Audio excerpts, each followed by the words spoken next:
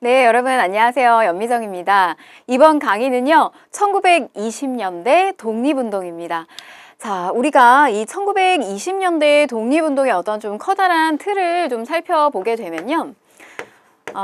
우선 요 시기 때 개별투쟁과 관련된 내용들 이렇게 좀 큰 틀을 잡으시고요. 그 다음에 또 한편으로는 우리가 이제 군대를 조직해서 진행하게 되는 무장투쟁이 있습니다. 이 무장투쟁 같은 경우는 우리가 이 1920년대는 문화통치 시기란 말이죠. 그래서 이 무장투쟁은 주로 이제 만주라든지 간도라든지 뭐 요 일대에서 벌어지는 국외투쟁 이렇게 보시면 되겠고요. 그 다음에 이렇게 군대를 가지고 동원을 해서 우리가 전투를 벌이는 면모도 보여지지만 그 다음에 이제 이 개별적으로 그래서 중요한 어떤 수뇌부들 그 다음에 어떤 관공서들 일본의 어떤 우리를 침략하려고 하는 침략 기구들 그런 것들을 노리면서 이제 개별투쟁 폭탄을 던지는 어떤 이런 개별 의거 활동 보여지는 모습들도 보여집니다. 자, 그 다음에 우리가 또 하나의 줄거리로는 국내적 상황을 볼 수가 있는데요. 1920년대는 사회주의가 유입돼서 들어오게 되면서 우리가 그 독립운동을 하는 방향성이 조금씩 좀 다양하게 보여집니다. 그래서 이 민족주의계 쪽에서 보여지는 운동과 그 다음에 또 한쪽으로는 사회주의 쪽에서 보여지는 운동들 이런 것들 좀 살펴볼 거고요. 똑같이 국내에서 일어나는 거고 자, 그 다음에 우리가 요 지금 해커스 교재에서 대중운동이다. 이렇게 목차로 묶어놓은 것이 있어요. 그래서 요거는 우리가 이제 다음 시간에 다뤄보도록 할 텐데요. 학생운동이다 라고 이야기를 하셔도 좋습니다. 그래서 60만세 운동이나 그다음에 우리가 뭐 광주 학생 항일운동이라든지 이런 것들 보게 될 겁니다. 자, 그래서 1920년대 독립운동 개별투쟁, 그 다음에 군대를 조직해서 만드는 무장투쟁, 그리고 기타 민족주의계와 사회주의계 쪽에서 보여지는 운동들, 그리고 또 학생들, 그리고 또 여러 어떤 그 당시 민중들, 시민들이 동원돼서 이루어졌던 대중운동 같은 것들, 이런 부분으로 좀 나눠서 살펴보도록 하겠습니다. 자, 그럼 먼저 의열투쟁가요. 그리고 무장투쟁 살펴보도록 할게요. 의열단입니다. 1919년에요. 만주 길림에서 조직을 했고요. 정의로운 일을 아주 맹렬하게 독립을 향한 어떤 이런 뜨거운 마음을 가지고 우리가 독립을 쟁취하기 위해서 이러한 조직을 만든다라고 해서 이제 의열단이다라고 이야기를 했습니다. 3.1운동이 끝나고 난 다음에요. 여러분 이 3.1운동은 굉장히 역사적으로 큰 의의가 있는 그런 만세운동이었지만 결과만 놓고 살펴봤을 때는 결국에는 실패한 운동이었어요. 왜냐하면 우리가 독립을 쟁취하지 못했단 말이죠. 그래서 어떤 주장들이 나왔냐면 이렇게 비폭력 만세운동 말고 무장투쟁을 해야 된다. 폭력이 들어가야 된다라고 하는 이런 필요성이 대두가 됩니다. 자, 그래서 당시 이제 김원봉과 그의 친구였던 이 윤세주 등을 중심으로 해서 만주에서 조직을 하게 되는데요. 이들의 목표는 보게 되면 주로 이런 식민 통치기관 을 파괴하는 일, 그리고 중요한 요인들을 사살하는 일이에요. 그러니까 이 모습은요, 여러분, 군대를 꾸려가지고 한꺼번에 치는 어떤 전쟁의 모습이 아니에요. 전부 다 1인 2일 역할이 부여된 겁니다. 그래서 아주 어떤 정치적으로나 그리고 우리를 침탈하는 데 있어서의 결정권을 지니고 있는 어떤 주요한 수뇌부들, 이들을 목표로 타깃으로 삼은 거예요. 그리고 또 개인의 어떤 자유나 이런 것들을 억압하는, 그리고 우리를 어떻게 식민 통치를 하는 데 있어서 굉장히 빠르게 끌고 가고 있는 이러한 기구들이 바로 대상이 된 겁니다. 5파괴, 7 가살, 블랙리스트라고 생각을 하시면 되겠어요. 자, 이 김원봉은요, 신채호 선생, 당시에 굉장히 글을 또 잘 쓰기도 했고, 또 민족주의 역사학자이시기도 하죠. 저 신채호에게 우리 이 단원들이 매일같이 어떤 이 독립에 대한 열망, 목표의식을 잃지 않도록 글을 하나 써달라고 요청을 하게 됩니다. 그래서 나온 것이 바로 저 조선혁명선언이에요. 자, 그러면 이 조선혁명선언의 내용을 좀 살펴보게 되면요. 자, 핵심은 이렇습니다. 강도 일본을 쫓아내려면 오직 혁명으로 가능하며 이 혁명이 아니고선 쫓아낼 방법이 없다. 그런데 여기는 반드시 누구와 함께 같이 가야 되냐면 민중들이 필요하다 이거예요. 그래서 우리가 먼저 이렇게 앞장서서 자극제가 되어주고, 그리고 이들이 민중들이 같이 우리와 함께 합류해서 독립을 쟁취할 수 있는 어떤 그러한 그런 원동력이 될 수 있게끔 우리가 그 역할을 좀 하자라고 하게 됩니다. 반드시 여기에는 또 뭐가 반영이 돼야 되냐면 폭력이 들어가야 된다는 거예요. 폭력, 암살, 파괴. 이게 반드시 들어가야지만 우리가 독립을 쟁취할 수 있다라고 하는 내용의 조선혁명 선언이 작성이 됩니다. 실제로 의열단원들은요, 저 선언문의 내용을 늘 수첩에다가 적어서 이렇게 품고 다녔다라고 해요. 자, 그러면 이제 의열단의 의거 활동인데요. 자, 보시면 부산경찰서, 조선총독부, 종로경찰서, 또 동양척식 주식회사, 우리 경제적 침탈의 온상이죠. 조선식산은행. 이런 데다가 폭탄을 들고 들어가게 됩니다. 여러분, 이들의 의열단들의 모습은요, 이렇게 누가 봐도 폭탄이나 권총 하나 이렇게 들고 갈 게 조금 아주 이렇게 좀 음산하거나 뭔가 이렇게 좀 무시무시하거나 이런 그림이 아니었어요. 당시에 의열단의 모습을 기록해 놓은 글이 있는데 그 기록문에 살펴보게 되면 이들의 모습은 늘 밝았다고 해요. 그리고 놀랄 정도로 굉장히 멋쟁이였다고 합니다. 그래서 이렇게 양복을 잘 갖춰 입고요. 그 다음에 언어도 굉장히 세련된 언어를 구사했으면서요. 또 사진 찍는 것도 굉장히 즐겨 했다고 해요. 그런데 이게 보면 또 한편으로는 이들이 이런 밝은 모습이 있는 그 이면에는 순간순간적으로 이렇게 나타나는 어두운 그늘진 모습들이 있었다라고 해요. 근데 그런 건 역시나 사실 이 일이 정말 어마어마한 일이죠. 자신의 생명, 목숨을 담보로 하고 벌이는 일이잖아요. 거의 죽을 각오를 하는 일이기 때문에 늘 이렇게 죽음을 목전에 둔 그런 어떤 어둡고 슬픈 그런 모습들을 감출 수는 없었겠죠. 어떤 고로한 모습이 의열단원들의 모습이라고 보시면 되겠습니다. 여러 것들이 있는데, 여러 어떤 의거 활동들이 있는데요. 많은 의거 활동들이 있었어요. 근데 그 중에서 굉장히 좀 대표적으로 시험에 잘 나오는 것들 좀 뽑아 온 거고요.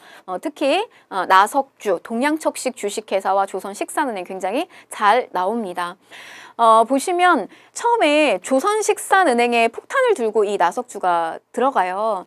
그런데 이제 폭탄을 조선식산에 탁 던졌는데 터지질 않아요. 그냥 이게 터지질 않습니다. 근데 이 나석주는요, 그치지 않아요. 자신의 어떤 이 독립에 대한 열망을 멈추지 않고요. 이게 이제 불발이 되자, 낌새가 이상하다라고 느끼면서 바로 이제 어디를 향하게 되냐면, 그럼 그 다음은 동양척식 주식회사다. 여기로 들어가게 됩니다. 그래서 1층부터 들어가서요, 총으로 사살하게 되고, 또 2층으로 올라가서 또 사살해요. 이렇게 해서 7명을 사살하게 됩니다. 그리고 폭탄 하나를 던지고 나오게 되는데, 막 도망을 가고 있는데 시간이 이게 터질 때가 됐는데도 터지지 않는 거예요. 경찰들은 이 나석주를 계속해서 추격해서 들어오게 되고요. 결국에는 이 경찰들하고 둘러싸여서 이 나석주는 1인으로 이들을 대적하게 돼요. 계속해서 총격전을 벌이다가 결국에는 이제 이 마지막 그 한 발이 남은 총으로 결국 자결을 하게 됩니다. 그래서 결국에 여러분이 이들의 이제 의거 활동을 살펴보게 되면요. 당시 이 나석주의 의거 활동의 기록을 보게 되면 너무나 안타깝다. 미리 이 폭탄을 시험하지 못한 거 굉장히 안타깝고, 그 다음에 이걸 오래 폭탄을 보관해 뒀는데 녹이 슬었을 수 있는데 내가 그러한 부분을 체크하지 못한 부분 굉장히 안타깝다 라고 하는 어떤 그런 글들이 남겨져 있습니다. 그래서 당시에 이런 의거 활동을 하는 데 있어서의 좀 한계가 있었다는 거예요. 이런 무기를 제조하는 부분이나 또 투입해서 들어가서 그걸 뭐 굉장히 이렇게 뭐 우리가 그거를 시험적으로 해야 되는, 그러니까 시험이라고 하는 게 없는 거잖아요, 이 시기는. 그러니까 한번 들어가면 내 목숨을 내놓고 여기서 승부를 봐야 되기 때문에 굉장히 사실은 목숨을 내놓은 어떤 의거 활동이라고 볼 수가 있겠습니다. 자, 그래서 20년대 후반이 되면요, 이런 개별적 의거 활동의 한계를 느껴요. 그래서 우리도 이제 조직적으로 무장투쟁을 해야 되겠다라고 하면서 이 독립운동의 방향성을 바꾸게 되는데, 그러면서 이제 단원의 일부가 황푸 군관학교에 입학을 하게 됩니다. 중국 쪽에서 이제 만들어 놓은 요 황푸 군관학교에 입학해서 군사적, 정치적 교육을 받게 되고요. 그 다음에 또 중국 국민당 정부의 지원을 받아서 이 조선혁명 관부학교를 설립을 하기도 하고 또 군사훈련에 힘쓴다는 거죠. 자, 그러다가 1935년입니다. 이 민족혁명당이 결성이 되는데요. 그러니까 이들의 어떤 조직체라고 보시면 돼요. 그래서 의열단을 비롯한 여기에는 이제 사회주의 계열뿐만이 아니라 우리 쪽에 이제 조소왕이라든지 지청천이라든지 이런 많은 독립운동사들이 여기에 독립운동가들 같이 합류해서 들어오게 돼요. 그래서 중국 내 쪽에 중국 관내 쪽이다라고 하면 우리가 이제 이 만리장성 안쪽으로 들어와서요. 중국 쪽에서 민족혁명당 5개의 당을 5당을 결성을 하게 됩니다. 이게 1935년 민족혁명당이에요. 자, 다시 개별투쟁 의열단 했어요. 근데 이 의열단의 한계를 느꼈어요. 개별투쟁에. 그래서 20년대 후반이 되면 황포군관학교에 들어가서 군사훈련도 받고 조선혁명학교를 조선혁명 간부학교를 설립해가지고 여기서 군사훈련을 받기도 해요. 그러면서 자신들만의 당을 만들게 된다. 그게 언제다? 35년 중국 관내에서 민족혁명당을 결성을 하게 됩니다. 그래서 김원봉이 이끄는 의열단이 주축이 되고요. 개별의거 활동으로 강유구 선생님 나오셨는데 요거는 뭐냐면 여러분 우리가 앞에서 의열단원들의 모습을 살펴봤어요. 그런데 이런 어떤 개별투쟁의 시초가 누구냐라고 이야기를 하면 이 강우규 선생님 뽑을 수가 있습니다. 이 명칭을 보면 조직의 명칭을 보면 알 수 있다시피 노인동맹당이에요. 그래서 당시에 이 강우 선생님의 나이가 60세가 넘으신 나이였어요. 당시에 평균 수명을 우리가 고려해 봤을 때 사실 65세 정도의 나이면 이미 거의 이제 이 말년을 사실은 좀 평온하게 보내면서 마지막 그냥 이게 죽음을 앞둔 뭐 그런 상황이잖아요. 그런데 자신의 얼마 남지 않은 그 아까운 시간을 나라를 되찾는데 쓰셨다는 거죠. 이게 굉장히 또 큰 자극제가 됩니다. 그래서 시기적으로도 사실은 의열단보다 더 앞선 시기에 나오게 돼요. 마지막에 결국 이제 수감 생활을 하시다가 사망을 하게 되는데 마지막까지도 우리 청년들의 교육에 대해서 굉장히 고민을 많이 하셨다라고 해요. 걱정과 고민을 많이 하셨고 그 다음에 이제 당시에 이제 아들이 매일 가면서 그 건강을 많이 염려하니까 내 건강의 염려라든지 나에 대한 염려는 하지 말아라. 나는 내가 나라를 위해서 한 것이 아무것도 없다라고 하면서 사실은 이게 청년들에 대한 어떤 걱정과 열망 이런 것들이 굉장히 많으셨다라고 합니다. 강우규 의거는 총독, 당시에 사이토죠. 사이토 1920년대 문화 통치 시기 때 이 사이토에게 폭탄을 투척하는 이런 의거 활동이 있었다는 거. 그러나 안타깝게 잘 되지는 않았습니다. 자, 그 다음에 우리 1920년대 무장투쟁으로 넘어갈게요. 개별투쟁 의열단, 그 다음에 이제 무장투쟁인데요. 저 무장투쟁이 만들어지는 데 있어서는 이러한 어떤 투쟁을 우리가 성공리에 이끌 수 있었던 이유는 1910년대에 많은 독립군들이 또 양성하고 그런 독립기지들이 마련되어 있었다는 거예요. 자, 그래서 우리가 이제 이 만주 지역에 홍범도가 이끄는 대한독립군, 그 다음에 김자진이 이끄는 북로군정선이 있는데요. 우리가 요 20년대 봉오동 전투부터 출발해서 살펴보시면 되겠습니다.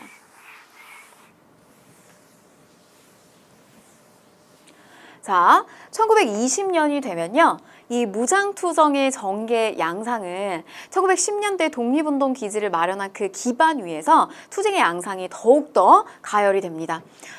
우리 이 시기에는요. 3.1운동을 통해서 우리가 깨달은 바가 있었어요. 비폭력 만세운동을 펼쳐봤더니 결과적으로 우리 민족들 굉장히 타격을 많이 받으면서 사실은 우리가 결과만 놓고 보면 실패한 운동이었거든요. 그래서 우리가 이번에는 군부대를 꾸려서 직접적으로 일본군하고 전면전을 치르는 이런 무장투쟁에 나서자라고 하는 어떤 그런 움직임에 자극을 줬다라고 하는 것도 있습니다. 자, 그러면 이 1920년대의 무장투쟁의 어떤 첫 출발이 되는 거 보시면요. 봉오동 전투부터 출발을 할 수가 있겠습니다. 자, 여러분들이 지도를 하나 좀 그리시면서 쫓아오시는데요. 자, 보시면 이 봉오동 골짜기. 자, 첫 번째. 봉오동 전투. 홍범도 장군이 주축이 돼서요. 이 장소가 주축이 돼서 대한독립군 꾸리면서 봉오동 전투를 이끌게 됩니다. 이 홍범도는요. 어렸을 때부터 굉장히 뭐 사실은 그렇게 뭐 부모님 일찍 여의고 환경이 좋지 않았어요. 근데 일찍이 우리 당시에 국권 피탈을 겪을 때 의병으로서 나와서 활약을 하기도 하셨고요. 그 다음에 이 일대 함경도 지역 일대를 일본인들의 간담을 서늘하게 할 정도로 이 지역을 굉장히 꽉 장악하고 있었던 분이 홍범도였습니다. 그런데 이제 나중에는 우리 요 간도 지역 일대, 만주 일대 요 일대로 와서 독립군이라든지 요런 무장 투쟁 투쟁 세력들을 많이 만들고 하는데 기여를 굉장히 크게 하셨고, 결국 이 대한독립군이라고 하는 그 군대를 꾸려가면서 봉오동이라고 하는 저 골짜기로 일본군들을 계속해서 유인하게 되면서 대승을 거뒀던 전투가 바로 저 봉오동 전투였어요. 우리가 할 수 있는 건요, 병력 차이가 굉장히 크게 났다고요, 일본이랑. 근데 우리가 저렇게 대승을 거둘 수 있었던 건 지리적인 이점을 제대로 잘 파악하고 있었다. 봉오동 골짜기로 유인을 시켜가지고요, 이 총구가 일본 군대에 정말 직접적으로 이렇게 겨눌 수 있을 정도까지 유인을 시켜가지고요, 여기서 대승을 거두는데, 상대쪽 일본군은 500명의 전사자, 그 다음에 뭐 여러 가지 이제 뭐 부상자 이런 사람들 다 포함해서 한 500명 정도의 타격을 입혔다면, 우리는 단 6명 정도에게 타격을 입었다라고 합니다. 자, 그 정도로 크게 이제 대승을 거뒀던 게 바로 봉오동 전투고요. 여기에 크게 쇼크를 받은 일본은 대대 군부대를 여기다가 끌어올리게 되는데, 여기 이제 중국 땅이랑 여기 맞물려 있기 때문에 그냥 무작위로 일본 군대를 끌어올릴 수가 없었어요. 그래서 훈춘 지역이라고 하는 곳에 일본 공사관을 의도적으로 여기에 이제 마적단, 말을 타고 다니는 이 도적대들이다, 이렇게 생각하시면 되는데, 그 마적단들을 시켜가지고요, 훈춘 사건, 일본의 공사관을 파괴하는 이런 일을 벌이게 합니다. 자, 요게 전개과정상 두 번째. 그래서요, 대대적인 군부대를 끌어올리는 이런 사기를 치게 됩니다. 작업 꼼수를 부리게 되는데요. 그래서 대대 군대를 끌어올려가지고 그 다음에 치룬 전투가 뭐냐? 그게 바로 이제 김자진 장군이 기다리고 있습니다. 바로 청산리 대첩이 되겠습니다. 청산리 대첩이 터지게 된다는 거. 그래서 대대 부대를 끌어서 올리게 되는데요. 역시 이 청산리 대첩에는 김자진 장군의 뭐 북로 군정서군도 있지만, 여기에 이제 홍범도 전투를 이끌었던 봉오동 전투를 이끌었던 이 홍범도 장수의 부대가 여기 같이 합류해서 연합으로 이 청산리 대첩을 또 대승을 거두게 해요. 약 뭐 한 3천여 명 이상의 일본 군부대에게 큰 타격을 입히게 됐다라고 하는 겁니다. 우리 쪽의 부상자는 한 100여 명 정도 이렇게 했다고 해요. 그러니까 엄청나게 큰 차이가 나게 되는데, 뭐 역시나 지리적인 이점을 이용해서 철저하게 매복을 통해서 상대의 어떤 적군을 타격을 주는 이런 방법을 많이 썼다라고 합니다. 근데 이 청산리 전투는요, 여러분, 이게 문제에서 출제가 될 때 청산리라고 이렇게 직접적으로 주지 않아요. 이 일대에 백운평, 왈루구, 그 다음에 어랑촌, 저런 어떤 계곡들 사이사이에서 매복전을 치러가지고 하는 전투였는데, 여기에서 요게 이제 1920년 10월 달이거든요. 약 6일 정도간의 치열한 전투를 벌이게 돼요. 끊임없이 치고 빠지고 이런 게릴라전을 하게 됩니다. 근데 일본군의 군복과 우리 쪽의 독립군의 군복이 막 엇비슷했다라고 해요. 그래서 어떤 그 지리적인 이점 이용해가지고 나중에는 총구를 서로 겨누는데 일본군들이 우리 쪽 독립군의 계략에 넘어간 거예요. 그래서 일본군들이 자기네들 군인들을 서로 총으로 다 겨누게 되면서 전투 다 끝나고 나니까 완전히 이렇게 대패하는, 일본 군인들이 다 타격을 받은 거죠. 뭐 이런 식의 방법을 막 쓰기도 했다라고 합니다. 그리고 이 청산리 일대에 일본군들을 이들이 독립군들이 매복하고 있는 곳으로다가 유인시키기 위해서요, 이 일대 주민들도 같이 협조를 굉장히 많이 했다라고 해요. 이런 이야기를 의도적으로 흘렸대요. 독립군들은 지금 무기도 별로 없고 그냥 완전 오합지졸이다. 그래서 뭐 어딘가 저기로 이제 도망가가지고 별로 힘도 없다. 이런 이야기를 의도적으로 퍼뜨려서 굉장히 무방비 상태에서 일본군들이 아주 깊숙한 골짜기 안으로 들어오게끔 들어오고 그래서 청구를 통해서 직접 겨냥할 수 있는 수준까지 간 다음에 그렇게 상대에게 타격을 입힌 전투였어요. 병력 가지고만 비교하면 우리가 너무나 사실 굉장히 악조건이었지만 그런 승전보를 울렸던 전투였다는 거. 봉오동 청산리 전투. 일본 되게 열받았겠죠. 화가 엄청나게 많이 납니다. 그래서 어떤 일을 자행을 하냐면요. 자, 요 일대에 있는 간도 지역의 주민들을 3개월 내리 학살을 하게 됩니다. 우리가 이게 경신년에 일어났다라고 해서 경신 참변. 자, 1, 2, 요게 1, 2, 요게 3. 순서적으로 순서 전개 과정을 묻기 때문에요. 이렇게 연결지어서 가겠습니다. 자, 경신, 참변. 경신참변을 당하게 됩니다. 그래서 무고한 주민들, 뭐 교회당 이런데, 뭐 학교 이런데 전부 내리 불지르는 거예요. 그래서 만여 명이 넘는 무고한 주민들이 여기서 희생을 당하게 됩니다. 독립군들도요, 여기서 더 이상 자리를 잡을 수가 없어요. 그래서 요 일대를 쭉 떠나가지고 어디로 올라가게 되냐면, 자, 요 일대에 밀산부 지역에 한인들이 흥하는 곳이다. 이 한은동이라고 하는 요 기지로 올라가서요. 요게 이제 10년대에 구축해 놓은 곳이죠. 요 일대로 가가지고 자, 서희를 총재로 하는 대한 독립 군단. 이렇게 군대에 대한 체제 정비를 다시 하게 된다는 거. 자, 그럼 순서 다시 보시면 1, 2, 3, 4 경신참변, 그 다음에 여기 동그라미 5번 이렇게 갈게요. 서해를 중심으로 해서. 그래서 이제 이렇게 체제 정비를 다시 했는데 당시에 어떤 우리 이제 지원의 요청이 들어왔냐면요. 자, 이쪽으로 쭉 넘어가서요. 자, 여기 자유시, 소련 영내입니다. 당시 러시아 쪽에서는요, 혁명이 일어나고 있었죠.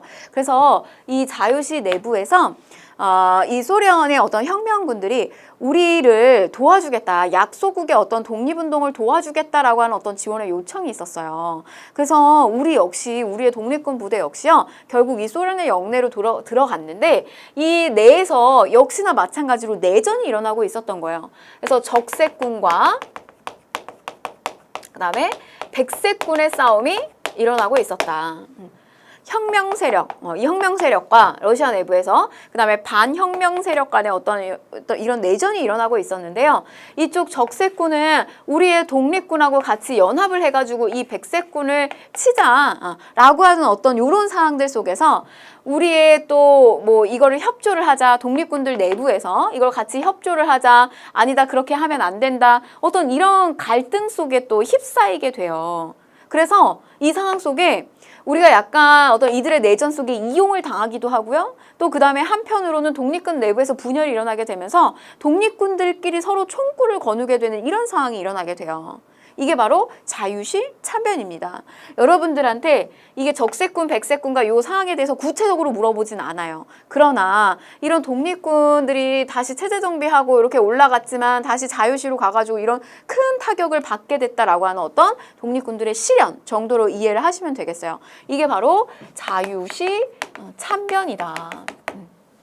자, 5번 쭉 넘어가서 이렇게 6번 보실게요. 결국 이 독립군들은요, 다시 한번 우리가 좀 이 만주 지역에다가 다시 좀 정비를 하자, 군대 정비를 좀 다시 하자라고 해서 자, 요로 좀 넘어가서 보겠습니다.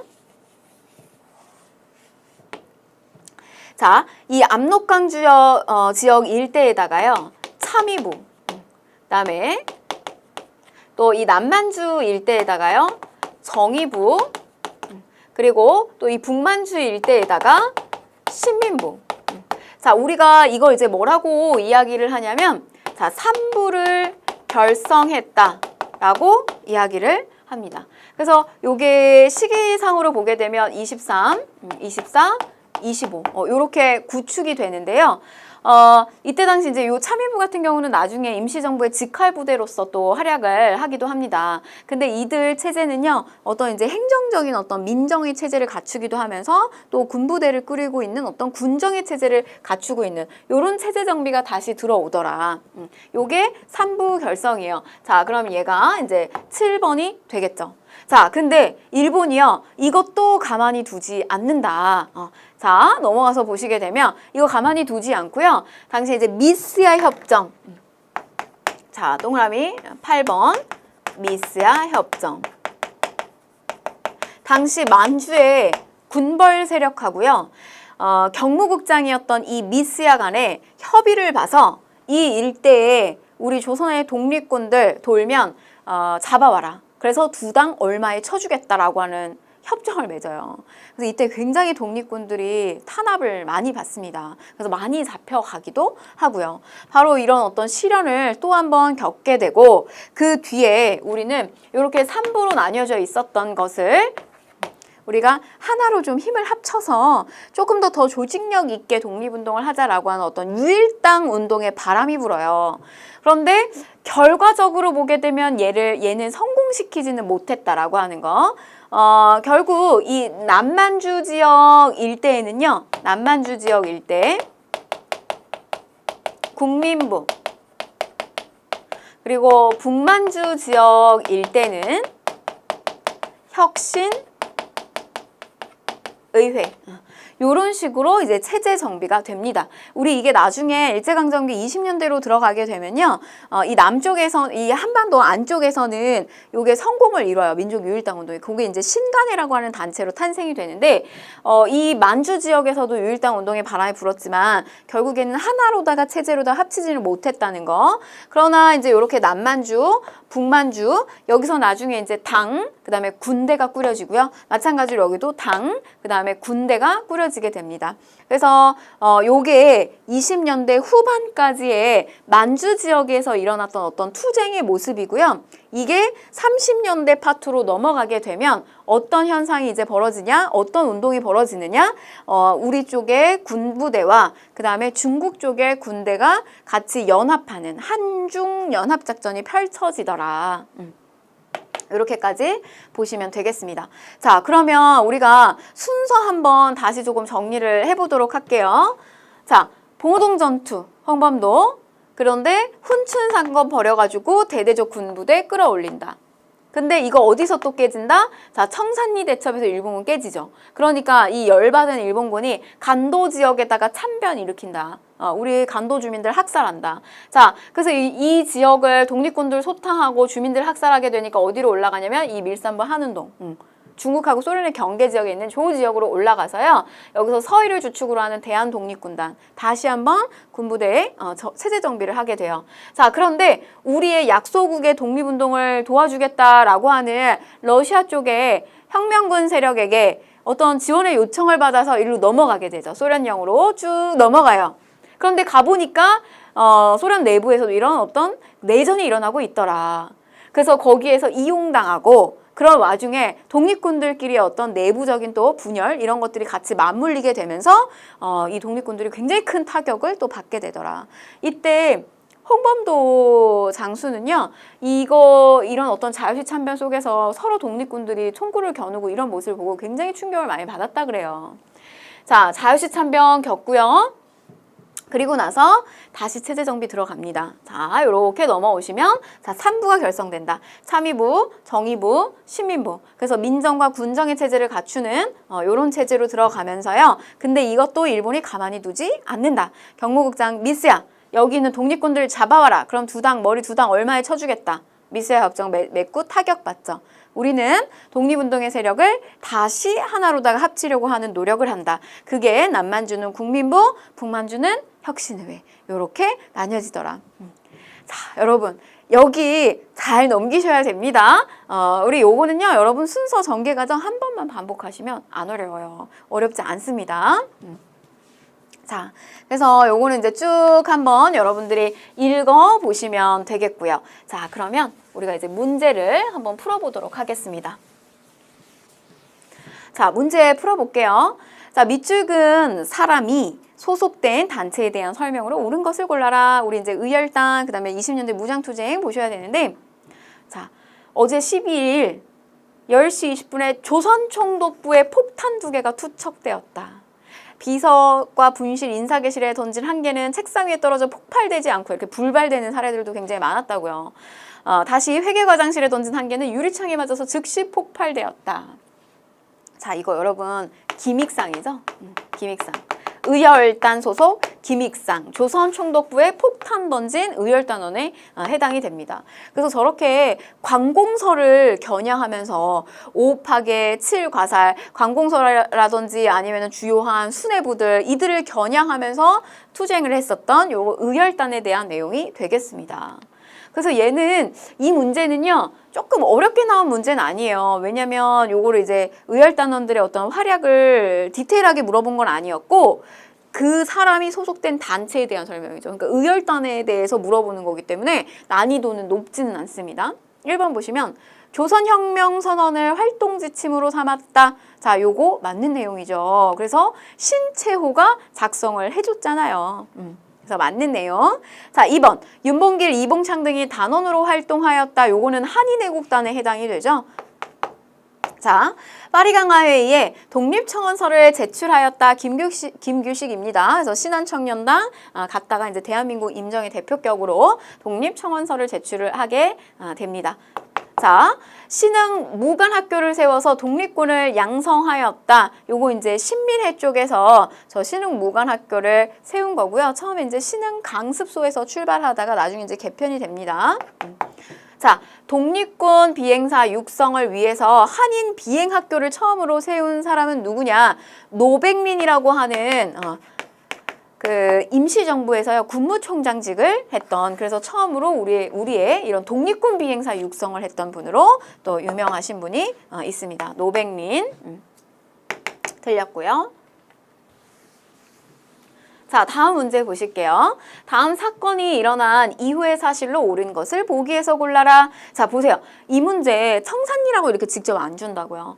천수평, 어랑촌, 그죠? 천수평, 어랑촌, 북로군정서, 김사진이 이끄는 여기에 나중에 이제 합류해서 들어와요. 그래서 크고 작은 저런 어떤 계곡, 골짜기, 저런 데서 6일 정도를 치열하게 계속해서 전투를 벌인 게 바로 청산리 대첩이에요. 김자진 장수, 그 다음에 여기 홍범도의 군부대가 같이 또 합류해서 대승을 거둔 전투가 청산리 전투입니다. 자, 그러면 다음 사건이 일어난 이후의 사실로 옳은 것을 골라라. 청산리 전투 1920년 10월 달에 벌어지게 되고요. 자, 기억 보시면 13도 창의군이 서울 진공작전을 추진하였다라고 했어요. 요거는 우리 여러분 그 정미의병 일어나게 되면서 13도의 창의군들, 그래서 서울에 있는 저 일본군 치러 가자라고 하면서 진공작전을 추진하는데 결국에는 저거는 이제 실패로 끝나게 되죠. 요게 이제 1908년 무렵이고, 일제가, 얘는 우리가 이제 한일병합 되기 이전이죠. 자, 니은, 일제가 중국 군벌과 미스야 협정을 체결하였다. 그렇죠. 얘 순서로 보면 연도는 1925년이 되는데, 보면 우리가 뭐 3부를 결성했잖아요. 참의부, 정의부, 신민부. 근데 이거 가만히 두지 않았다. 경무국장, 미스야하고 중국의 군벌하고 합작해가지고 독립군들 잡아와라. 이거 25년. 이거 이후에 해당되는 거 맞는 내용이네요. 자, 디귿 보시면 일제가 이른바 남한 대토벌 작전을 전개하였다라고 했어요. 정미의병 이제 끝나고요. 저 서울 진공작전 실패하고요. 호남 지역에 좀 이게 산발적으로 남아있는 의병들이 있었거든요. 근데 이들마저 완벽하게 남한 지역 일대에 저 의병들을 완벽하게 토벌하게 됩니다. 대토벌 작전을 전개하였다. 이건 시기적으로 이제 1909년. 그래서 결국 우리가 이제 한반도 안쪽으로는 저런 의병 활동이 더 이상 명맥을 잇기가 어려웠어요. 그래서 이들이 어디로 올라간다? 만주 간도 지역으로 올라가서 독립군으로서 활동을 하게 됐다라고 하는 거. 자, 리을 보실게요. 독립군이 전열을 정비하기 위해서 자유시 쪽에 지원군 요청받죠. 그래서 요거는 1921년이에요. 그러나 우리가 순서적으로 보시면 청산리 대첩, 그리고 밀산부 한운동 올라갔다가 자유시 이렇게 가는 거 떠올리시면 되겠습니다. 그래서 정답은요, 니은하고 리을 이렇게 보시면 되겠죠. 정답 4번이 되겠습니다. 자, 다음 기출주제 56이고요. 실력 양성운동과 사회적 민족운동 보도록 하겠습니다. 러시아에서 레닌에 의한 혁명이 일어나게 됩니다. 러시아는 혁명이 일어나기 전까지는 왕정체제였어요. 그런데 이 레닌을 통해서 이 노동자와 농민이 중심이 되는 이 사회주의 정부가 최초로 탄생을 하게 됩니다. 그래서 바로 어떤 그 레닌이 이끌고자 했었던 그런 사회주의가 바로 이 20년대 1차 세계대전이 끝나고 난 다음에 1차 세계대전 끝나고 뒤에 그 사회주의가 우리 쪽으로 이제 많이 흡수돼서 들어오게 돼요. 자, 보시면 이 사회주의 쪽에서 강조를 하는 거는 뭐냐면 바로 계급투쟁이에요. 그래서 이 자본가가 있고 그 밑에 노동자가 있습니다. 자, 그 다음에 또 땅을 가지는 땅 주인이 있죠. 그리고 농민이 있어요. 그런데 이들이 주도하는 나라가 아니라요. 바로 이 노동자, 일하는 사람들, 노동자와 농민이 주가 되는 나라. 바로 이들을 전복하고 새로운 나라를 끌고 가는 이러한 최초의 정부가 이제 바로 러시아에서 탄생을 하게 됩니다. 그런데 이제 이런 어떤 계급투쟁에서 성공을 하는 이런 어떤 시스템이 바로 이제 우리나라도 이 1차 세계대전이 끝나고 난 다음에 우리나라도 이런 사회주의의 사상이 많이 유입돼서 들어오게 된 거예요. 그래서 우리 쪽에 이 20년대, 1920년대 독립운동의 노선은 어떻게 흘러가게 되냐면, 자, 바로 한쪽에서는 민족주의계 운동이, 그 다음에 한쪽에서는 사회주의 운동이, 이렇게 두 가지의 흐름으로 노동운동이 이렇게 펼쳐지게 돼요. 그런데 이제 이 사회주의 같은 경우는 제가 이야기 드린 것처럼 어떤 이런 계급 간의 투쟁을 굉장히 주목하고 있어요. 그런데 이 민족주의 같은 경우는 어떤 걸 주목을 하게 되냐면, 우리의 이 민족주의적인 어떤 이런 감정이 바로 일본으로부터 침략을 하면서 우리는 굉장히 이 민족주의가 크게 발전을 하게 되거든요. 그래서 우리 이런 거 있죠. 월드컵을 합니다. 그러면 우리는요, 내가 뭐 집 하나를 가지고 있는 사람이든, 내가 만약에 건물주든, 아니면 내가 뭐 그냥 어디서 일을 하는 노동자건, 회사원이건, 아니면 학생이건, 이런 거 상관없어요. 왜냐면 그때는 뭐냐면 나라와 나라 간의 부딪힘이죠. 그래서 우리끼리 막 똘똘 뭉쳐요. 그래서 막 대한민국을 막 외치면서 우리끼리 다 합심해가지고 막 우리나라가 일본을 이기기를, 우리나라가 영국을 이기기를 막 응원을 한단 말이죠. 어떤 그런 감정이 민족주의예요. 그럼 이 민족주의가 언제 크겠어요? 우리나라가 다른 나라로부터 침략을 받을 때 이건 굉장히 발전을 하게 됩니다. 바로 어떤 이런 계열 속에서 나오는 거고요. 그런데 사회주의는 조금 달라요. 사회주의는 뭐냐면 우리는 함께 할 수 없어요. 뭐냐면 우리는 이런 어떤 계급 구조가 있다는 거죠. 이게 월드컵 때 묶여서 이렇게 하지만 이게 막상 우리가 현실로 딱 살펴보게 되면 나는 여전히 밑에서 일하는 노동자일 뿐이고, 배가 굽는 노동자일 뿐이고, 하루하루 먹고 살기가 어려운 노동자고, 이런 것들이 늘 이런 어떤 계급투쟁 속에 놓여져 있다는 거죠. 그래서 사실 이 민족주의와 사회주의의 사상을 각각 깔고 있는 이 독립운동은 같이 합류해서 가기가 사실은 조금 어려운 측면이 있었어요. 자, 그런데 이 민족주의에서 강조하는 운동은 이제 어떤 거냐면, 우리도 실력을 키우자 라고 하는 실력 양성 운동이 주가 됩니다. 그래서 어떤 실력 양성 운동이 있냐면 주로 이제 경제적인 부분에서 일본만큼 우리도 실력을 키우자. 그래서 우리의 민족 기업들도 만들자. 뭐 이런 주장들 나오고요. 그 다음에 또 우리 교육, 고등교육 받기 위해서 뭐 대학도 설립하자. 뭐 이런 것들이 또 주가 됩니다. 자, 반면에 이제 사회주의 같은 경우는요, 노동운동, 그리고 뭐 농민운동, 이런 것들이 중심적인 운동이 됩니다. 그래서 주로 이제 뭐 노동시간을 보장해달라라든지, 뭐 소작권이라든지 이런 것들 함부로 이동하지 말라라든지, 뭐 이런 식의 이제 운동들이 많이 보여지고요. 또 사회주의의 영향을 받게 되면서 굉장히 급격하게 일어나는 또 사회 각층의 운동들도 또 보여지게 된다. 뭐 신분 차별 철폐를 한다든지 뭐 이런 식의 이제 운동들도 보여진다라고 하는 겁니다. 자, 그러면 내용을 좀 살펴볼게요. 자, 먼저 실력 양성 운동인데요. 경제 부분을 먼저 보는 거예요. 그래서 여기서 보시면, 자, 1920년으로 넘어오게 되면 회사령이 폐지가 됩니다. 그러면 회사를 세울 때 원래 1910년도에는 이 회사 무조건 조선총독부의 허가를 받았어야 됐어요. 근데 이 시기에 되면서 저게 폐지가 되니까 우리의 민족 기업들이 이제 많이 만들어지고 한 어떤 그런 분위기. 그런데 문제는 뭐냐면 관세가 철폐가 되면서 일본의 상품이 무자비하게 들어오는 거예요. 그래서 우리의 기업들, 그 다음에 우리의 어떤 물건을 파는 상인들, 이런 사람들이 다 죽는 이런 현상을 맞이하게 됐어요. 조선의 기업가들의 위기입니다. 그래서 이제 어떤 그 운동이 일어나게 되냐면, 우리 거 국산품을 쓰자, 국산품을 애용하자. 외부 거 사서 쓰지 말고 국산품을 만들어서 쓰고 우리 거를 많이 사랑해주자 라고 하는 어떤 이런 운동이 벌어집니다. 조선 사람, 조선 것, 내 살림 내 것으로. 자, 그래서 어디를 중심으로? 평양을 중심으로 해서요. 조만식입니다. 평양 중심 조만식. 여러분 여기서 하나만 더 언급 드릴게요. 우리 한일 병합이 되기 전에요. 한일 병합되기 전에 국채보상운동이 있었어요. 그런데 그 국채보상운동 했을 때는 어디에서? 대구에서 서상돈. 이거 두 개 자꾸 장난 잘 칩니다. 꼭 기억하시고요. 그 평양에서 조만식을 중심으로 해서 조선물산장려회가 조직이 되고 이게 이제 전국적으로 확산이 된다는 거. 자작해, 뭐 스스로 만들어 쓰자, 토산 애용 부인회, 뭐 여성들도 뭐 우리의 국산품 많이 쓰는 이런 어떤 조직들이 많이 만들어지는데, 자 보세요. 근데 이거 사회주의자들이 반대한다. 자, 우리 아까 여러분, 그래서 제가 이걸 서두에 조금 설명을 드린 거예요.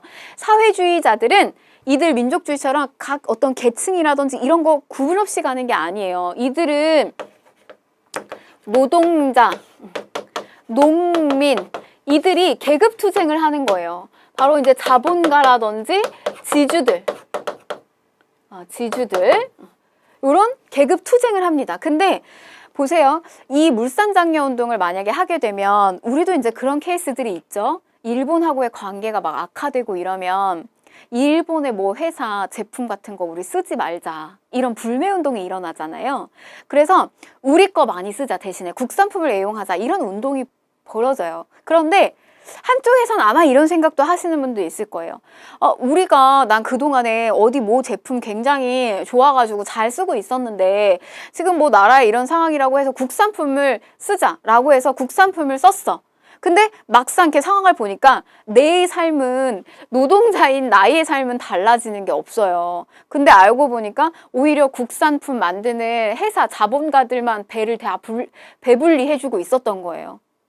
그래서 이 사회주의자들, 이런 계급투쟁에 포커스가 맞춰져 있는 사회주의자들은 뭐라고 하냐면 이거 해봐야 공장주나 자본가나 기업가들 이런 사람들 배부르게 하는 거지 노동자들한테는 별로 이득이 될 게 없다라고 하면서 비판을 해요. 그래서 이거는 그냥 그런 운동은 그들에게만 맡기자라고 하는 이야기를 하게 됩니다. 그래서 굉장히 이제 별로 도와주질 않아요. 이 물산장려 운동을.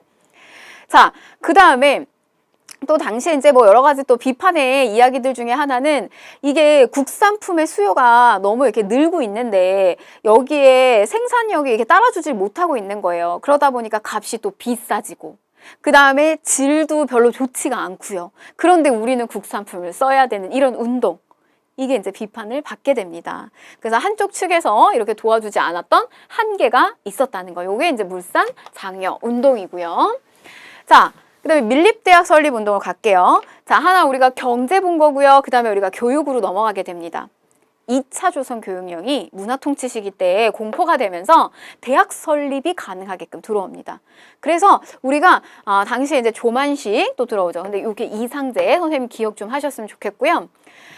그래서 이제 일본의 차별교육 이거 더 이상 받지 않고 우리도 고등교육 받겠다. 우리만의 대학교를 만들자. 이렇게 해서 밀립대학 설립 운동이 벌어져요. 그래서 우리 1,000만 원만 모으자. 한 민족이 1,000만이 한 사람이 이런 식만 모아가지고 1,000만 원을 만들면 우리가 그럴듯한 대학교 하나 만들어낼 수 있다라고 하면서 모금 운동을 막 벌입니다. 어떻게 됐을까요? 결국에는 실패입니다. 쉽지 않아요. 일본의 끊임없는 방해와 그 다음에 이제 가뭄 뭐 이런 것들을 겪게 되면서 이 모금 운동이 결국에는 중단이 되고요. 잘 제대로 되지 않고 일본은 또 어떻게 하냐면 너희들이 그렇게 원하면 우리 쪽에서 대학교 만들어줄게라고 하면서 경성제국대학, 오늘날 서울대학교의 전신이에요. 이 경성제국대학을 만들어줘서 이걸 상황을 무마시킵니다. 근데 졸업생들 보니까요. 전부 일본인이에요. 조선인들 별로 없었어요. 그리고 학과를 만드는 데 있어서도 우리의 어떤 자율적인 선택권이 부여된 것이 아니라 우리가 그냥 기술적인 부분만 발전시킬 수 있는 것들, 우리의 어떤 독립을 위한 열망이나 정치적인 부분이나 이런 거에 관심을 가질 만한 것들은 다 학과는 개설하지 않았다는 거. 경성제국대학을 설립하게 되면서 무마됩니다. 자, 그 다음에 문맹퇴치운동. 자, 일본 의도적으로 우민화 교육하죠. 어리석게 만드는 거예요. 아주 기초교육만 시켜가지고 뭘 모르게끔.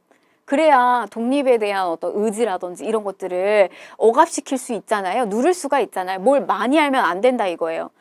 그래서 기초교육만 많이 시켜요. 그래서 한국인은 문맹률이 굉장히 증가한 상황에서 우리가 지식인들층 발벗고 나서서요, 이 농촌 사회라든지 이런 사회로 들어가가지고 이들의 어떤 문맹을 이렇게 깨우치게 합니다. 계몽운동이요, 말하자면. 문자 보급 운동은 조선일보 쪽에서 주도를 하게 되고요. 또 한글 교재, 한글 원본 같은 것들, 이런 것들 간행을 하게 됩니다.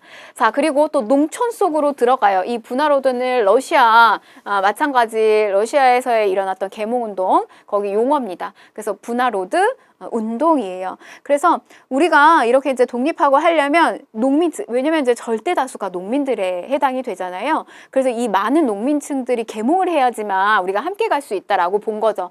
그래서 배우자, 가르치자, 다 함께 농촌 속으로 돌아가서 이들을 깨우치자, 이런 노력으로 분화로드 운동을 하게 됩니다. 동아일보가 주축이 됐고요.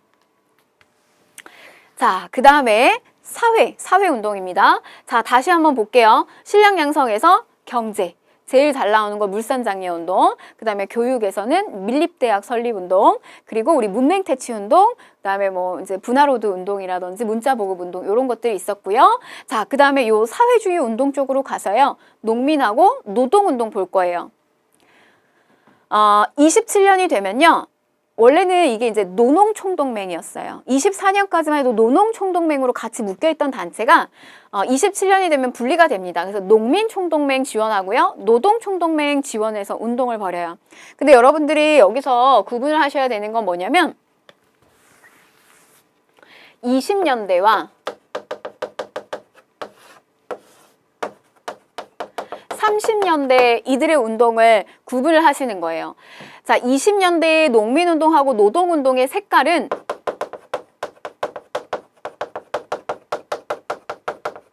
생존권 투쟁에 포커스가 맞춰져 있어요. 그래서 뭐냐면 소작료 너무 비싸. 그러니까 소작농이 지주의 땅을 빌리는데 내야 되는, 지불해야 되는 거죠. 그 소작료가 너무 비싸니까 그거를 낮춰달라. 또는 그리고 이런 어떤 내가 경작하는 소작권을 지주 마음대로 함부로 너무 쉽게 옮겨가게 하는 거, 이런 거 막아달라. 이런 어떤 생존권에 달린 문제들, 이런 거 주장합니다. 노동운동도 마찬가지예요. 임금 인상, 너무 임금이 적다, 임금 올려달라. 그리고 노동 조건이라든지 너무 열악한 노동적인 어떤 시간이라든지 상황이라든지 이런 것들 개선해달라라고 하는 생존권 투쟁에 포커스가 맞춰져요.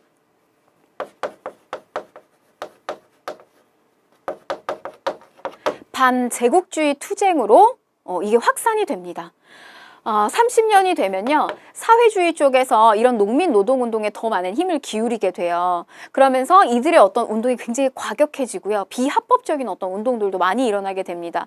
그런데 이들의 운동의 포커스는 이때까지만 해도 누구를 겨냥했냐면 농민들 같은 경우는 그냥 지주예요. 그래서 우리 이런 거 올려달라. 그리고 노동운동 같은 경우는 뭐 이들 역시도 당시에 이제 공장주라든지 자본가라든지 이런 사람들한테 포커스가 맞춰졌어요. 근데 이 시기에 오게 되면 포커스가 누구한테 맡겨지냐면 우리를 식민지 삼고 있는 이 일본 제국주의가 문제다. 그래서 정치적인 성향이 굉장히 짙어지게 된 거예요. 그래서 이 시점에 오게 되면 굉장히 어떤 투쟁의 성격도 아주 세지고 과격해진다 라고 하는 거. 20년대, 30년대. 자, 대표적인 농민운동하고 노동운동을 좀 하나씩 볼 텐데요. 자, 보면 요거는 23년에 전라에서 일어났던 암태도 소작쟁입니다. 암태도 소작쟁이. 저거는 여러분 성공을 했어요. 저 소작쟁이를 해가지고 당시에 소작료가 70%까지 올랐다 그래요. 보통 이제 한 50%에서 안팎으로 이렇게 내는 건데 70%까지 올랐으니까 먹고 살 게 없어요, 소작농들은. 근데 저거를 40% 가까이 낮추는데 성공을 시켜요. 자, 그 다음에 원산 노동자 총파업이 일어납니다. 원산 석유회사예요. 이 석유회사에서 이제 뭐 여기 이제 관련된 뭐 일본인들, 감독들 이런 사람들 막 조선인들 구타하고 여러 가지 이제 노동 조건이 굉장히 환경이 좋지 않았던 이런 사건을 계기로 인해서 이제 총파업이 이루어지게 됐는데 뭐 이거는 이제 성공하지는 못합니다.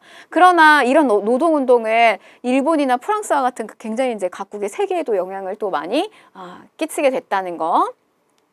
자, 그 다음에 또 광주령, 요거는 이제 30년에 이루어지는 겁니다. 평원 고무공장 노동자가 임금사관 반대해가지고 지붕 위에서 계속 농성하는 거예요. 내려오지 않고. 그래서 요거는 이제 한능검에서 사진으로도 잘 등장을 해요. 그래서 요거 강주룡의 농성 1931년 요런 운동들이 있었다. 자, 그 다음에 각계각층의 운동들 일어나는데요. 자, 소년운동도 있어요. 소년운동, 어린이를 존중해라. 우리 사실 이제 어린이 이때까지만 해도 그러니까 별로 이렇게 우리가 이제 신분에 대한 어떤 차별도 있었고 사실 어린이에 대해서 존중하지 않는 부분들도 있었는데 당시 이제 소파 방정환이죠. 재밌는 거는 그 천도교의 3대 교주였던 손병희의 또 사위가 방정환입니다. 그래서 여러분 요거 이제 천도교 보시면 이게 어디서 나온 거죠? 이게 동학에서 나온 거란 말이에요. 근데 동학에서 기본적으로 깔고 있는 사상은 인내천이잖아요. 사람이 곧 하늘이다.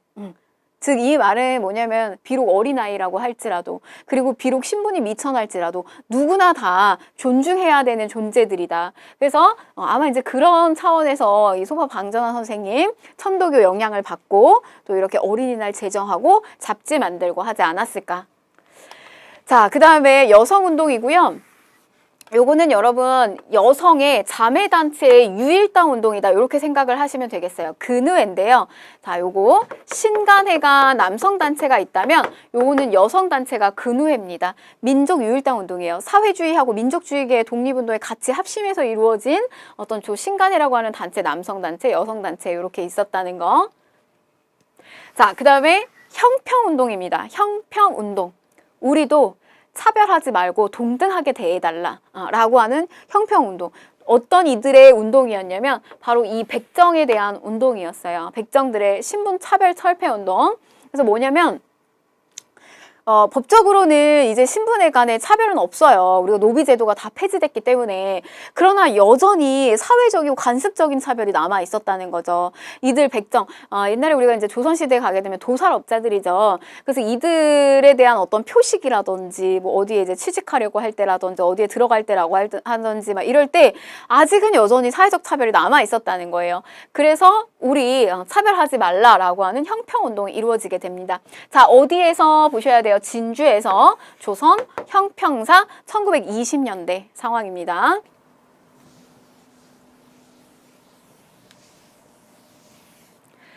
자, 우리 그러면 기출문제 첫 번째 문제부터 좀 살펴보도록 하겠습니다.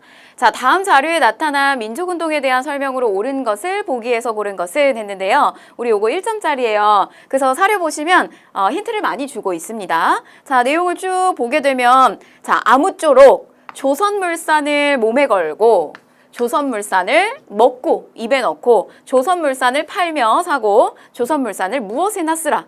비싸도 그리하고 불편하여도 그리하며 곱지 못하여도 달지 아니하여도 아무렇든지 그리고 많이 만들기를 힘쓰라. 내 살림 내 것으로. 그래서 우리 거 토산품 많이 애용하자라고 하는 물산장려 운동이 되겠습니다.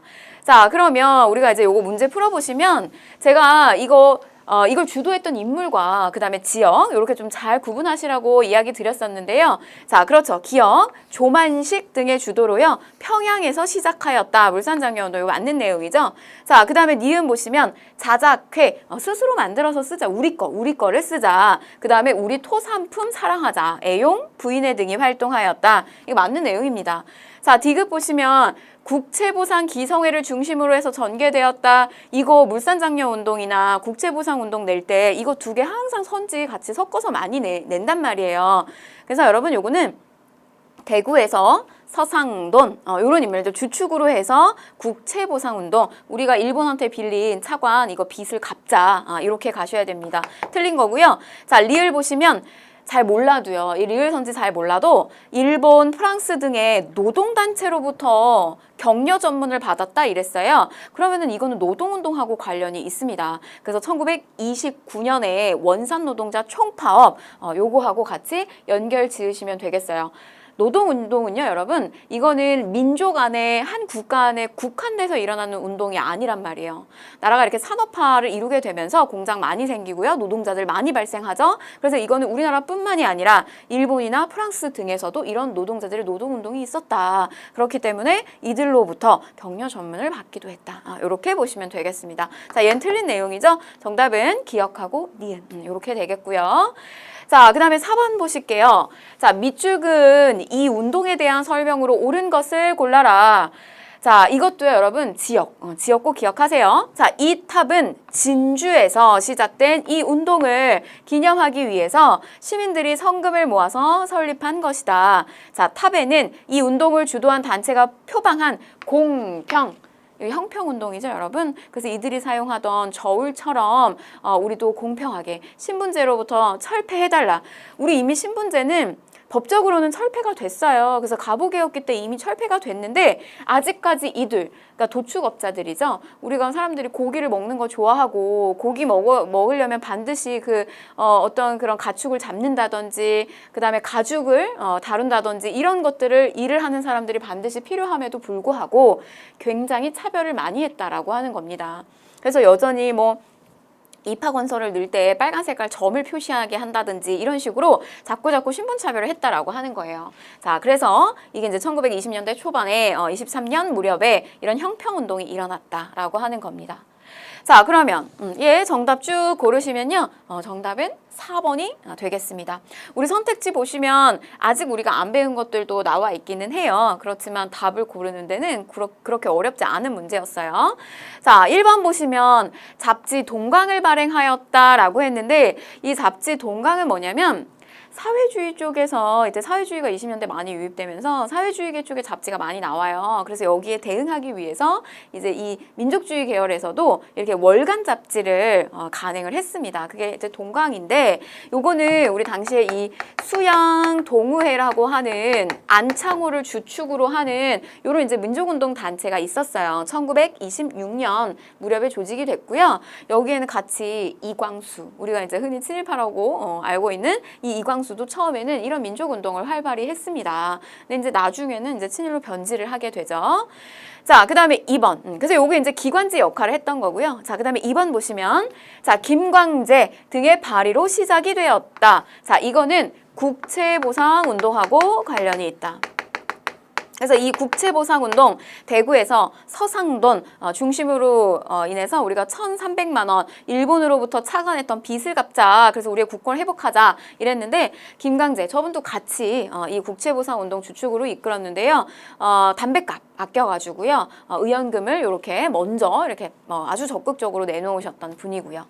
자, 그 다음에 이제 3번 보시면 한일 학생 간의 충돌에서 비롯되었다. 여기 이제 학생운동이에요. 우리 1929년, 20년대 후반에 학생운동이 되겠습니다. 강주 학생 항일운동이 되겠고요. 그래서 우리가 요거는 또 배우게 될 겁니다. 자, 그 다음에 5번 보시면요.